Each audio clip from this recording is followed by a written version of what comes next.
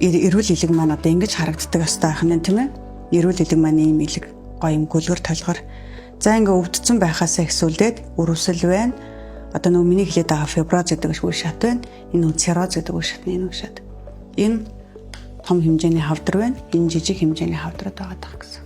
С вирус маань яг энэ 3 үе шатаа ингээ дамжаад юм хавдар руу ордог байна шүү дээ. Гэтэл дельта вирус маань өөрөө энэ үе шатаа ерөөд дамжихгүйгээр яг энэ архаг гепатит үе шатан дээр ийм занглаанууд үүсгэж явчихдаг. Ийм том занглаанууд. Энэ том занглаанууд маань ингээд ийм цагаан хавдар руу ингээд шилжчихдэг.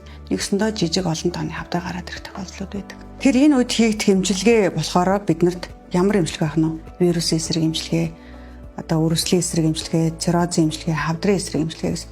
За нэг хүний элэг гэдэг ганцхан эрхтэн дээр бид нар магадгүй 3-4 эмчилгээ зэрэг хийх шаардлага гарч ирж байгаа гэсэн. Дельта вирусын тархалт өөрөө Монголд хамгийн их байгаа нь сайхан биш л дээ. Хятадын хойд мужууд, за манай энэ Төв Азууд, Узбекистан, Тажикстан, Туркменстан гэдэг улсуудад бас ер нь дельта вирусын халдвар Египтэд байна.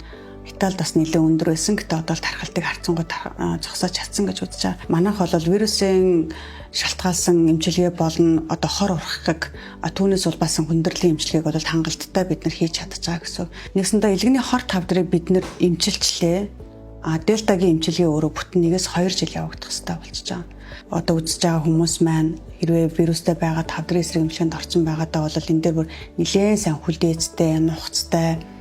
Тэгээ яг миний миний одоо надад байгаа нэлээний хор тавдар маань ямар шин чанартай, дахих шин чанартай юм уу? Эсвэл илүү цаашаага гүнзгийрсэн одоо дархлаа эмчилгээ, байн эмчилгээ яваад байгаа юм уу гэдгээ хүртэл өөрөө сайн мэдснийхээ үндсэн дээр эмчээсээ асуултуудаа асуух хэрэгтэй болж байгаа.